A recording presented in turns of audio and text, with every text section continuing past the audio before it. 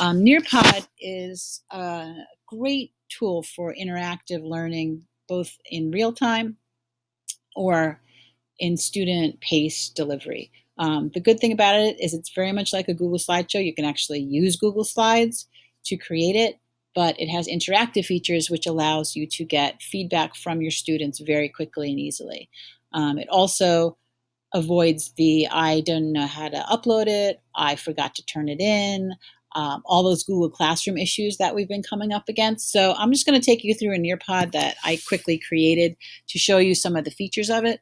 And if you want to learn more, we're going to have more videos on it, details, specifics, and a webinar coming up. So to start off, what you're seeing right now is just a title slide with some content on it. You can put images, you can put text, you can background color it into a different style, like a theme, like in Google Slides. So the nice thing, though, about Nearpod is the interactive questions. So they, when the students see them, would look like these. This is an open-ended question.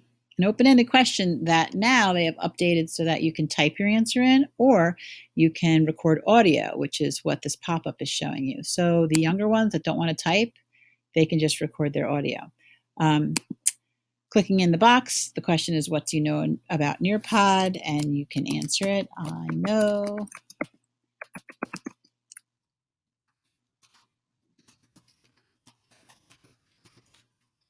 So you can answer it that way, or you can record your audio if you choose to do that. Click submit, and then another type of interactive activity in Nearpod is a quiz, multiple choice quiz. You can have several questions. I only made a quiz question that was just one question long, but you could have 5, 8, 10 questions in a quiz, multiple choice only.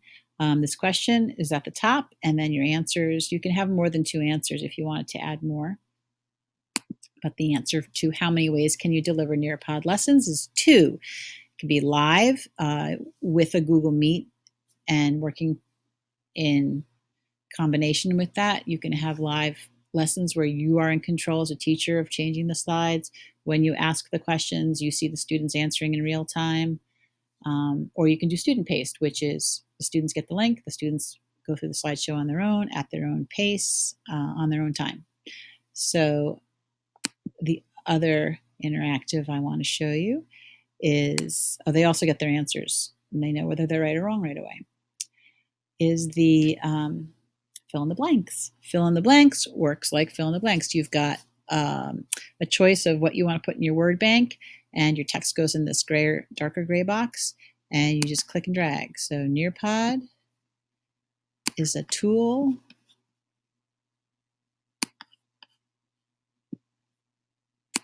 for learning interactively. Click done. Tells me I'm right. And then I go to the next slide. This has nothing to do with Nearpod, but what word do you usually see in this shape? Draw or type it. This is a drawing activity where they can actually draw. They can type in this white canvas area right here. So the shape's here. You have a pencil, colors, thicknesses. You have a highlighter. You want them to highlight certain things. And you have a text box, sizes, colors. And you also have images that you could put in images if you wanted to search for it. So you could just search for an image and put that in.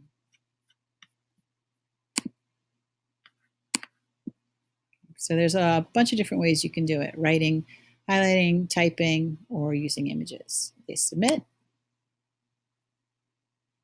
This activity is a slideshow. So it's a slideshow within a slideshow. So you can have one slide that puts as many slides as you want into this left-hand column. So my first slide is the stop sign. The second slide comes up, and as you click, you'll go through the other slides. Not sure why these are spinning. Not sure exactly what I put in there, but there's the yield sign. But it's a slideshow within a slideshow, which is kind of a nice feature. Audio, you can have either your voice being recorded, or you're going to have audio of music, song, sounds, whatever you'd like. And they have the control, or they're playing it. So they would actually click the playing arrow and they would play it. So this is a song.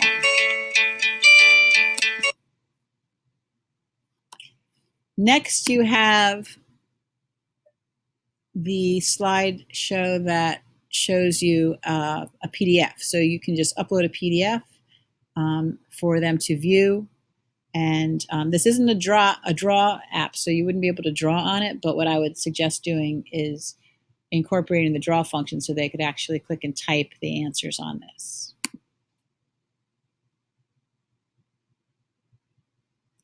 You can also embed YouTube videos. So the nice thing about this is the YouTube video is click and play. You just have to click the little YouTube icon in the middle.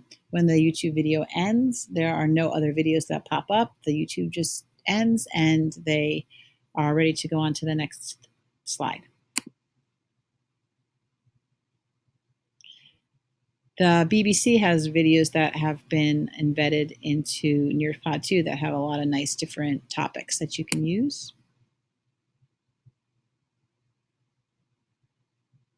This is a field trip where you can actually take the students on a field trip. There is a VR application to it if they have VR goggles, but this is just non-VR, and this is the Sonoran Desert that they can go and travel through.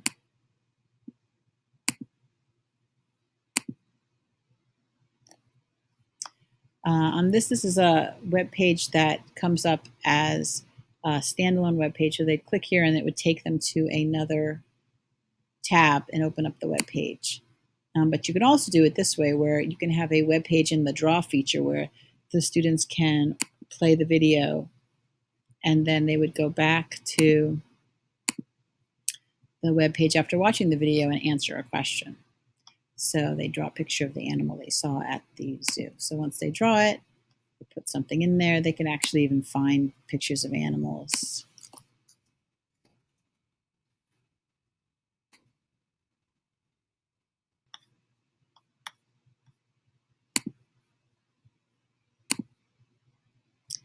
And when they're done with the Nearpod lesson, this is the last slide they'll get.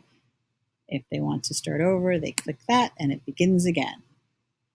So those are all the things, all the elements you can put into your Nearpods. To learn more, check out the other videos and look for the webinar coming up.